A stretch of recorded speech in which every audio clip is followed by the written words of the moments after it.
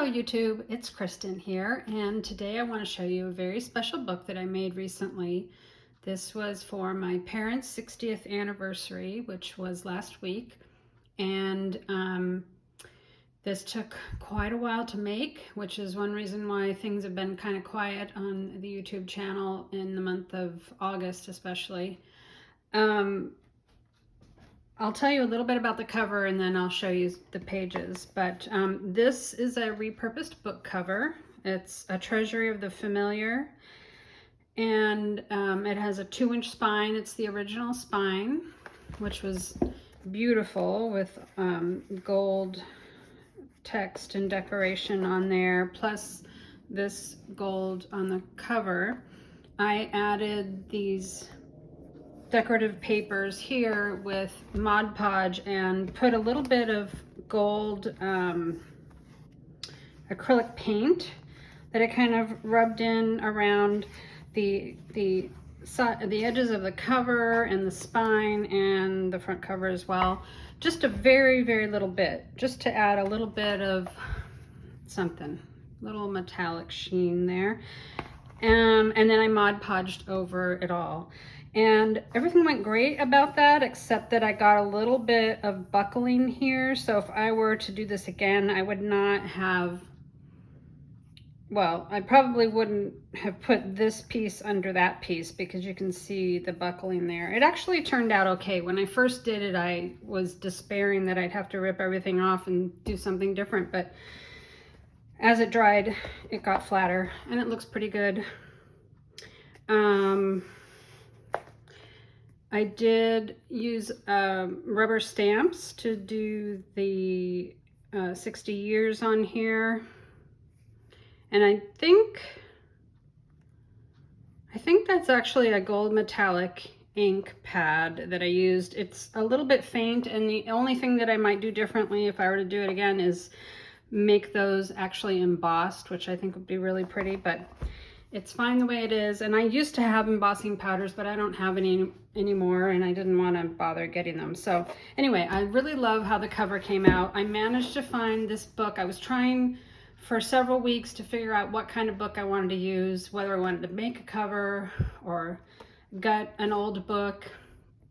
I even went to several stores, like antique shops and used bookstores, looking for something, and I didn't find anything until this popped up on Rikki Tikki Tavi's Etsy shop, and she posted about it on Instagram, and I went immediately and bought it because it was just perfect for this kind of book. So if you want to find this particular volume for yourself, the author, it's edited by Ralph Woods, and the actual book was filled with all kinds of familiar quotes, stories. There were Bible passages, all kinds of written works that you would definitely know, from Christmas stories to more contemporary things, although this was published in 1950 something, so you know, up until that point. But I thought originally that I would use some of the original book pages in the book itself. I didn't end up doing that. The other thing I actually did was I bought a bunch of vintage magazines from the 60s and 70s. I thought I would be using those things. I didn't use any of it.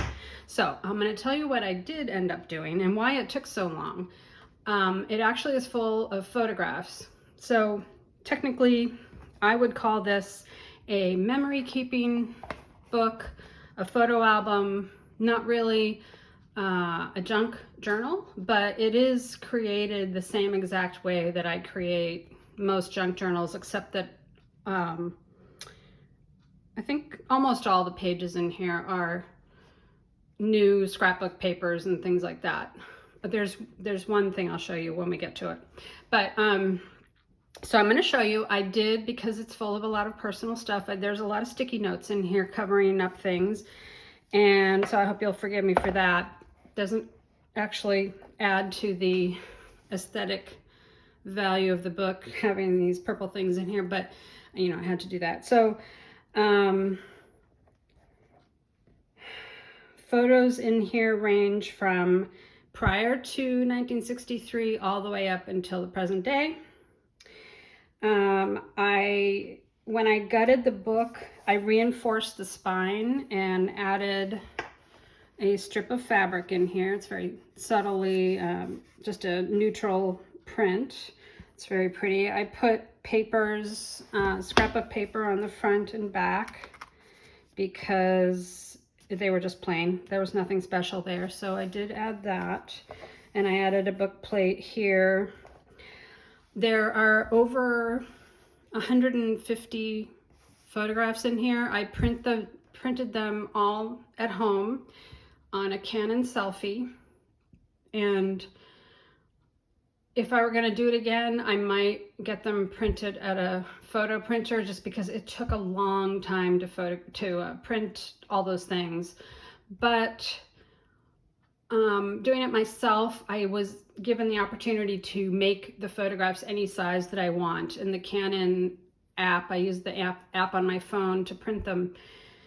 And there are multiple configurations for printing. So I can do, it prints 4x6 pictures. So I can do a full size like this, or I can do two 2x3s on one sheet, or I can do 4 little ones, quarter-sized ones. I only did that, I think I only did that once, because those pictures tend to be just a little too small, and giving this to my parents, I don't want them to have to squint at every picture. So I'm going to go through it now, and you'll see that I used a lot of scrapbook papers that have gold embossed printing. They're very pretty. If you're interested, I can try and tell you where. I think there are 3 scrapbook paper collections that I pulled mainly from, although I'm sure there's some extra pieces in here as well.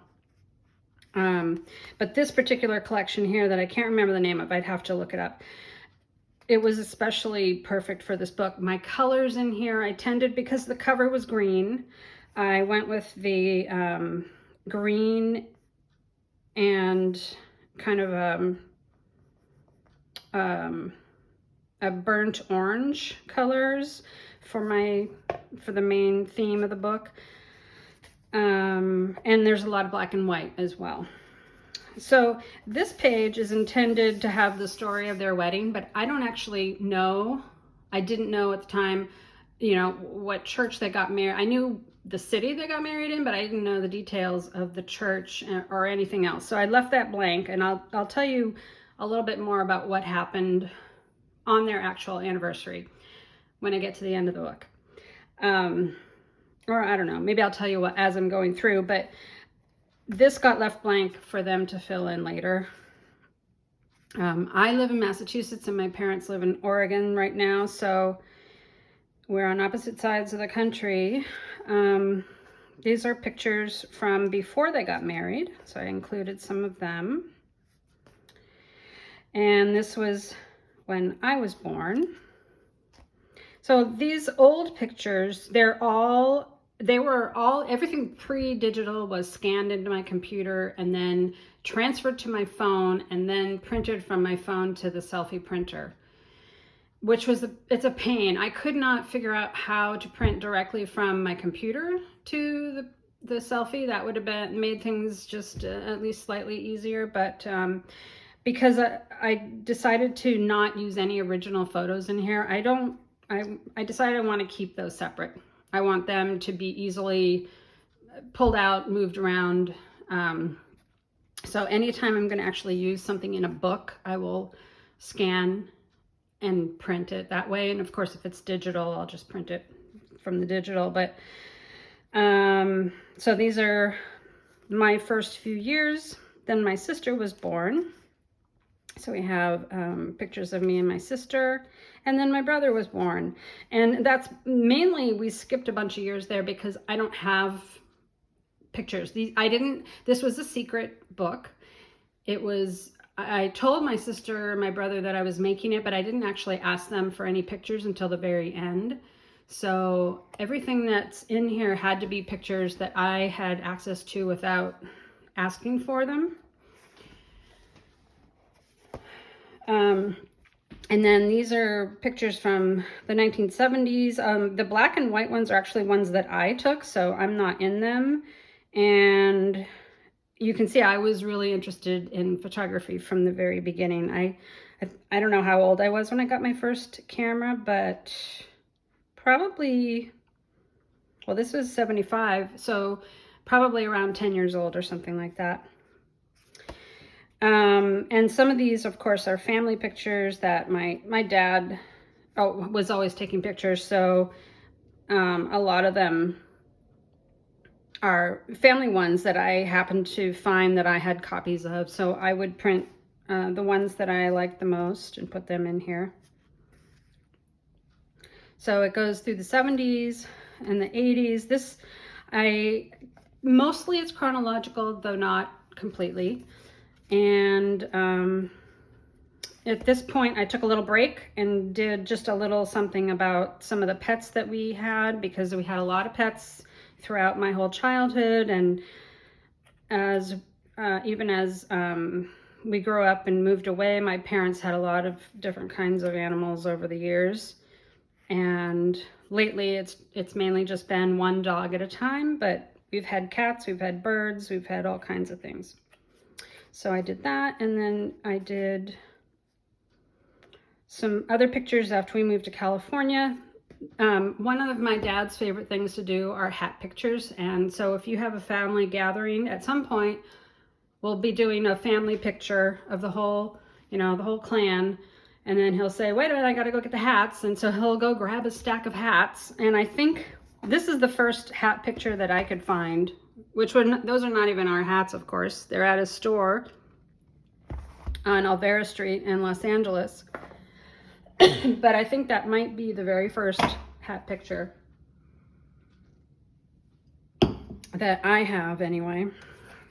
So I did dedicate pages to my wedding, my sister and my brother's weddings.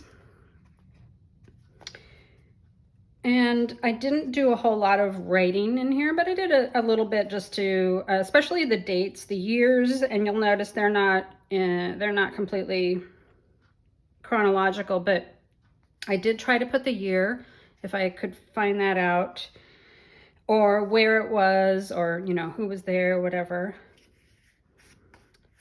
I did use one music page. This seems like old times, just was a nice one to put in here. I looked through all the music papers that I had, and I have quite a bit. I mean, I don't have a ton, but I have quite a bit, and this was the only one that really fit. So there's only this one.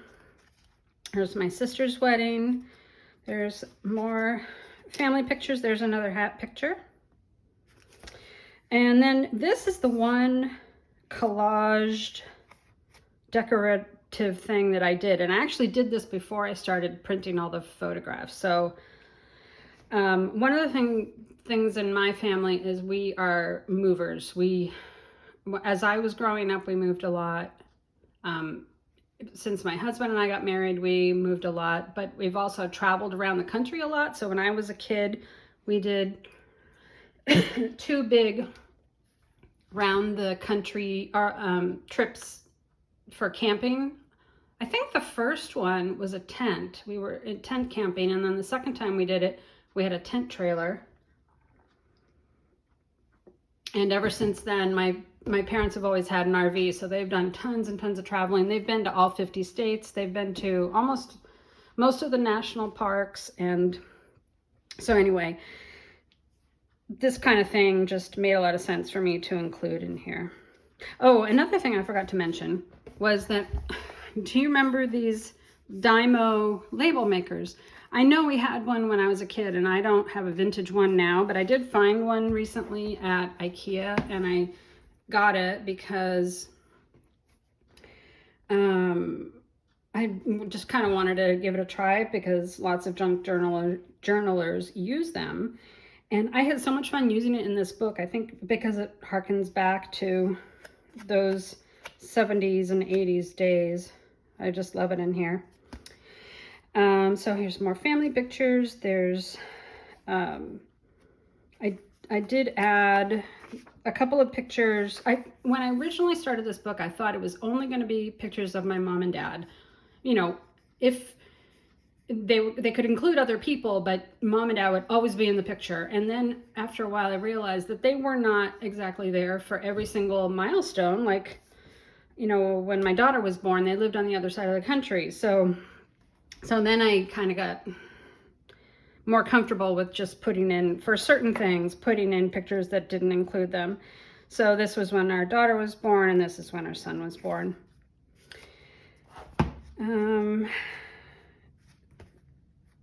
There are, especially as time goes on, a lot more of these kind of big family pictures, which is nice to have. This is my brother's wedding. This is the family that we lived in Massachusetts when I was growing up, and that was it then, and this is what it looks like now. There's lots of travel pictures. So this is my niece when she was born. My parents lived in, I think they lived in California at the time. So anyway, obviously I just included a picture of just the three of them because we didn't have any pictures of the grandparents with the baby when I was first born, so I had to do that. There's some pictures in Hawaii. And then this was 2003, so this was their 40th anniversary, and all three of us managed to get together with them. My sister and I made a quilt that we gave them, so I wanted to include all of that in the book. And this is when my other niece was born, and there's, you know, family gatherings and stuff. This is my parents' house now when they moved in and how it looks now.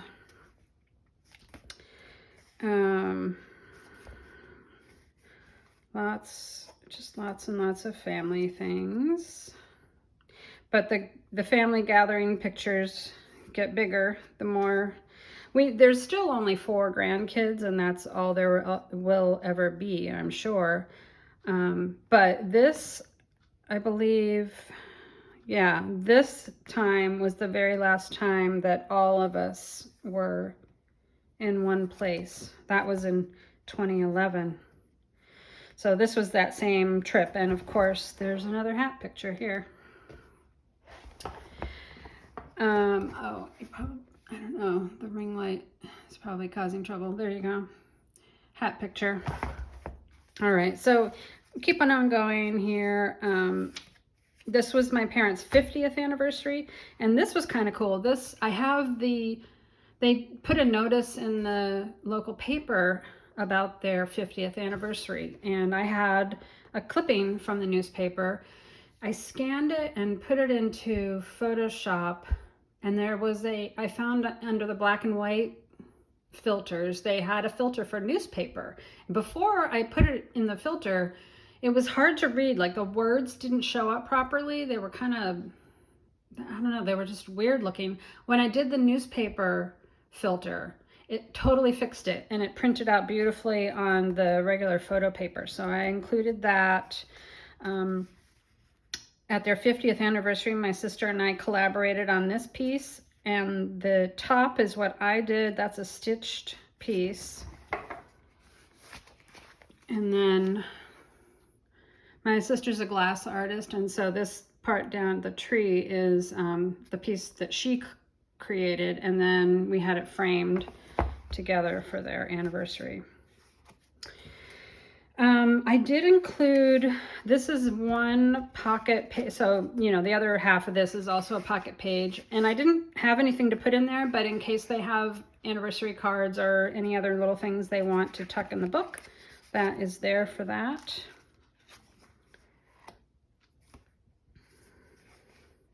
There's another hat picture. Can't have too many hat pictures. All right, and then, so on the day of my parents' anniversary, well, I'll tell you what was supposed to happen. Like 4 months ago, my sister contacted me and my brother and said, you know, our mom and dad's anniversary is in September. We need to do something special. And she decided to do a video compilation by VidDay. It's a company online, obviously. And it's where they send out requests from friends and family to make a short video greeting, and then they compile it and you send it to whoever you want to send it to. And I thought that was a really fun idea. And then she said, but I really want you and me and my brother to come and surprise them for their anniversary. And that was the plan all along. Unfortunately, my brother's family, his kids and his wife all had things they couldn't get away from, so it was going to be just him. On my side, we had gone there in May, and so my husband kind of didn't want to make another trip, so I was going to go by myself. And then the Sunday before I was to leave, my son came down with COVID. And well, he started getting sick on Sunday, and then we tested him on Monday, and that was 2 days before I was supposed to leave. And I have not had COVID yet. He's not had COVID, and we didn't know what was going to happen. So I just knew that the time was, we literally had hours to cancel things because I had a car rental, I had an airplane ticket, and I had hotels booked. And so I had to make the decision, and I decided I'd better just cancel because I couldn't risk getting sick while I was there, and having to deal with myself, but I also didn't want to put anyone else in danger, especially my parents. And so I had to cancel my trip, which was just the saddest thing. It was really a bummer. So then they had their anniversary on Wednesday, and I couldn't say anything. I couldn't say, and I'm so sorry that I can't come, because they didn't think I was coming. They had no idea. It was going to be a complete surprise to them. And then that day, my mom started sending us emails, and she put photos in them, and she said, and I was, thinking about our anniversary and all the places we've been to, and she started sending me photographs of them at various places like Colorado and Yosemite, Grand Canyon, Denali National Park. And so I was like, well, this is an extra opportunity for me. I already had most of the book planned, but I actually did not stick in any of the pictures until after I had them all printed, because I was using washi tape. I would washi tape pictures to individual pages, and then I was constantly moving things around. So that is a really good tip. If you're going to do anything like this, use washi tape until you're really sure you've got everything where you want it to be.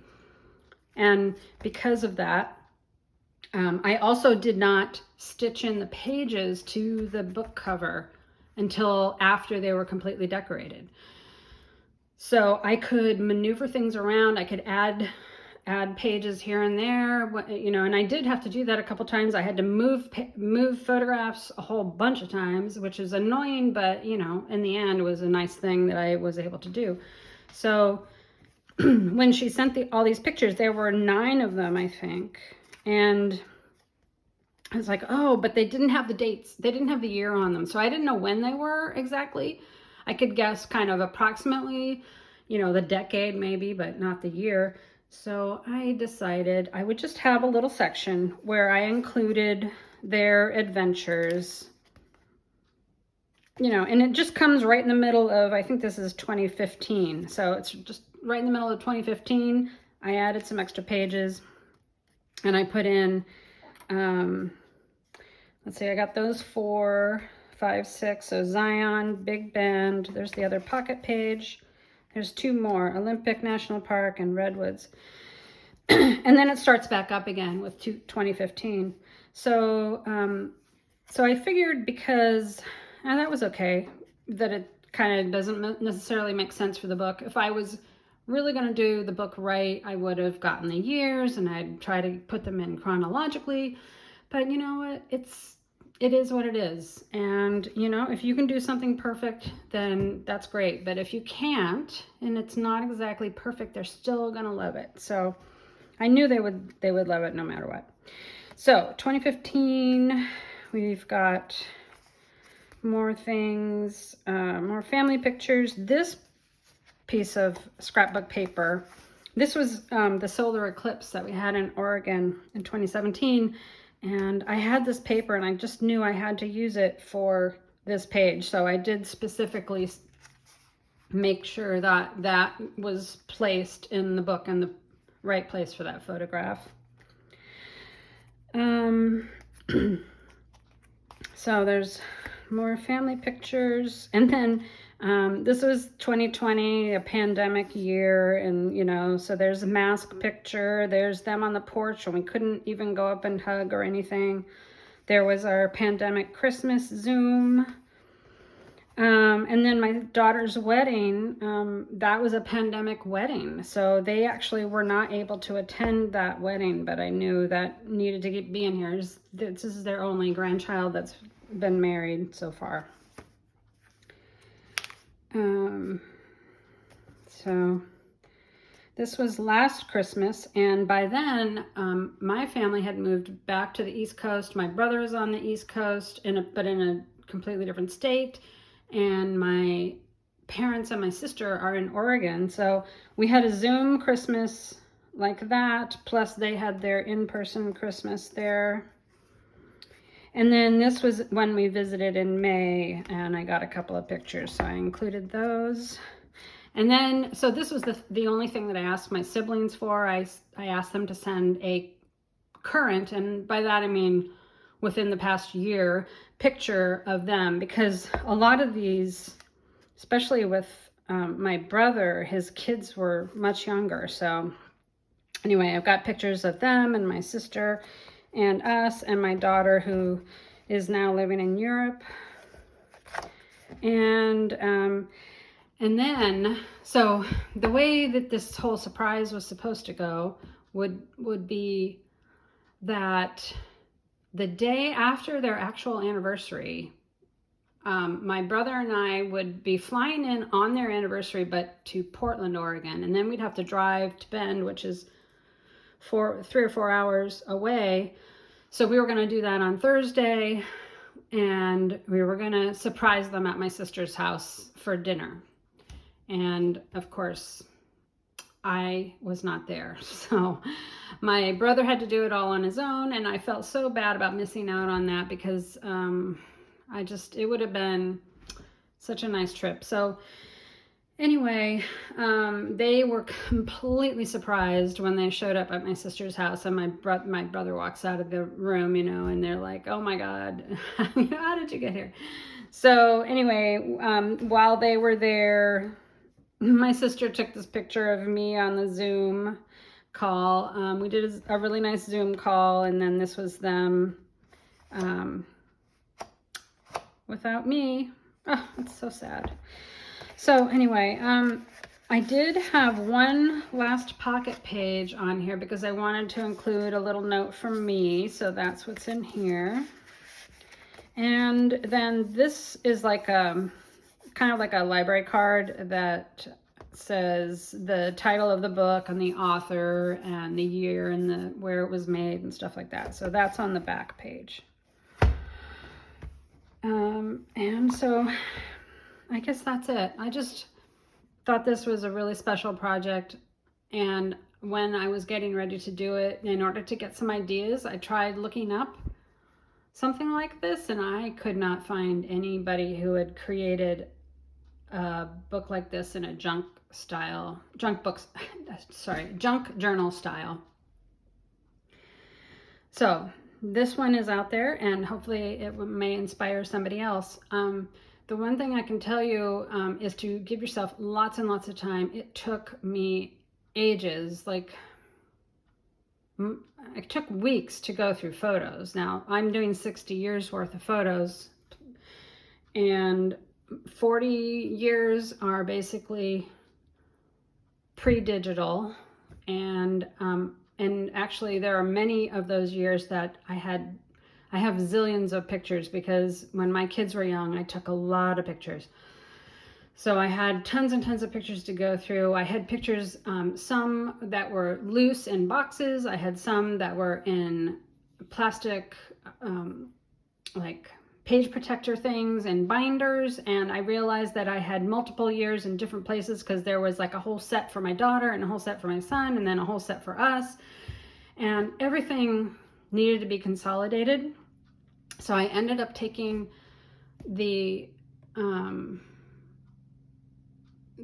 all the pictures out of those sleeve plastic photo protector sleeves and put them in boxes along with the ones that were already in the boxes, and divided them up by year, and then went through every single picture of every single year separately. I do have a few years that are in creative memory style albums, but that's like one for my daughter, one for my son when they were babies, and then I think 2 or 3 other ones.